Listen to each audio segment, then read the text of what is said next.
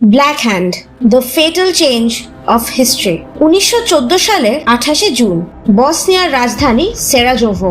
রাস্তায় প্রচুর ভিড় জমেছে।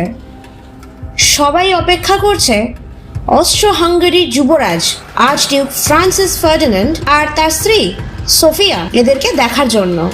কিন্তু কেউ টেরও পায়নি যে কয়েক মিনিট পরই এমন কিছু ঘটবে যা পাল্টে দেবে গোটা পৃথিবীর ইতিহাস।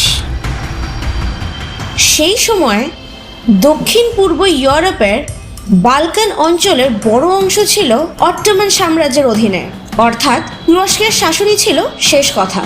আর উত্তর পশ্চিমের অংশ যেমন বসনিয়া ও হার্জেগোভিনা ছিল অস্ট্রো হাঙ্গেরির সাম্রাজ্যের দখলে।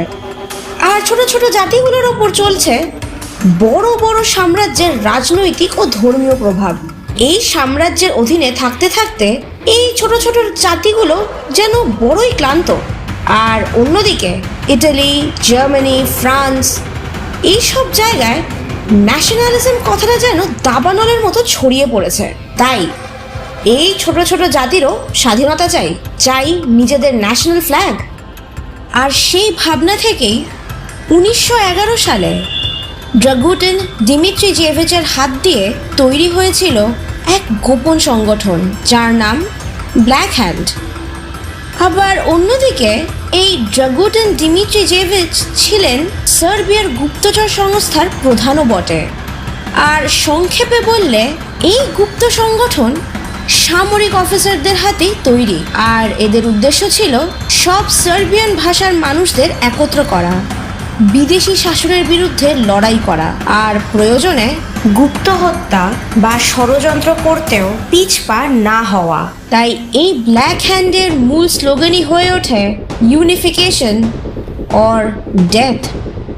আর আস্তে আস্তে এই ব্ল্যাক হ্যান্ড হয়ে উঠেছিল তৎকালীন সমাজের রাজনৈতিক মাথাদের জন্য এক বিভীষিকা। কেননা সবাই জানতো রাজনৈতিক হত্যা ছিল এই সংগঠনের অন্যতম হাতিয়ার। তৎকালীন নথি অনুযায়ী ব্ল্যাক হ্যান্ড তখনকার সার্বিয়ান প্রাইম মিনিস্টার নিকোলা প্যাসেকের ওপর সন্তুষ্ট ছিল না নানান কারণে।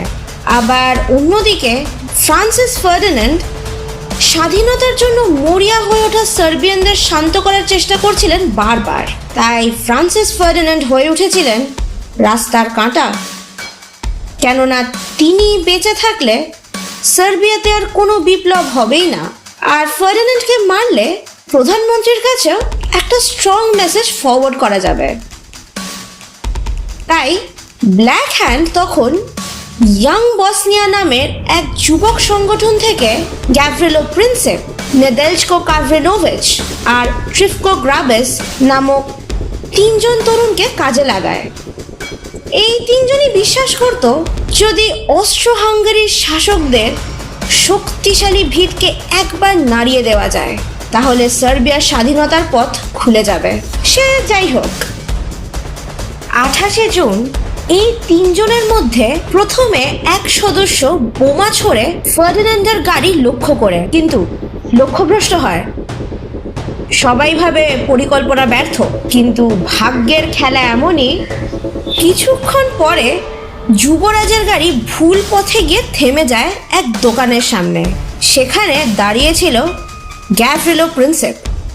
সে সুযোগ পেয়ে 2টো গুলি চালায়। একটি লেগে যায় যুবরাজের গায়ে আর আরেকটি লাগে তার স্ত্রীর গায়ে। দুজনেই মারা যান ঘটনাস্থলে। এই ঘটনা ইতিহাসে সেরাজোভো হত্যাকাণ্ড নামে পরিচিত হলেও তার চেয়েও বড় কথা ওই তরুণের ছোড়া গুলিতে ফ্রান্সিস ফার্ডিন্যান্ড ও তার স্ত্রী সোফিয়ার হত্যা। এক গোপন সংগঠনের পরিকল্পনা আর পরাধীনতার হাত থেকে মুক্তি পাওয়ার উদ্দেশ্য সব মিলিয়েই তৈরি হয়েছিল এক ভয়ঙ্কর পরিকল্পনা, যার মূলে ছিল এই ব্ল্যাক হ্যান্ড। এই আর্চডিউক ফ্রান্সিস ফার্ডিন্যান্ড ও তার স্ত্রী সোফিয়া এদের মারা যাওয়ার পর ইতিহাসে চোখ রাখলে বেশিরভাগ প্রমাণ বলে যে সার্বিয়ার সরকার আনুষ্ঠানিকভাবে এই হত্যার পরিকল্পনা নাকি জানতই না। তবে ব্ল্যাক হ্যান্ডের কিছু উচ্চপদস্থ সামরিক কর্মকর্তা, যেমন তাদের লিডার কর্নেল ড্রাগুটিন দিমিত্রিজেভিচ ও তার ঘনিষ্ঠ, যারা নিজেদের উদ্যোগেই এই ষড়যন্ত্রে জড়িয়ে পড়েছিল।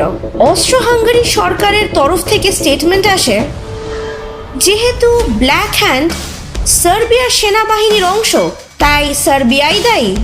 এই কারণেই অস্ট্রো হাঙ্গারি তখন সার্বিয়াকে দোষারোপ করে যুদ্ধ ঘোষণা করে, যার রেশ প্রায় দাবানলের মতো ছড়িয়ে পড়ে গোটা বিশ্বের নানা প্রান্তে। আর শুরু হয় ফার্স্ট ওয়ার্ল্ড ওয়ার।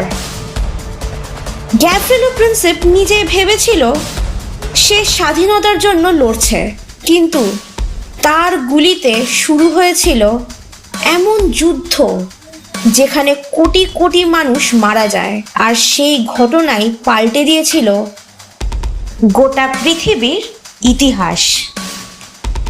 শুনছিলেন ব্ল্যাক হ্যান্ড রহস্য ও সারাজেভো মার্ডার কেস। কেমন লাগলো জানান আমাদের। আর আজকের ভিডিওটা যদি ইনফরমেটিভ লেগে থাকে তবে অবশ্যই লাইক করুন আর শেয়ার করুন। আর চ্যানেলে নতুন হলে please do subscribe and press the bell icon for more information.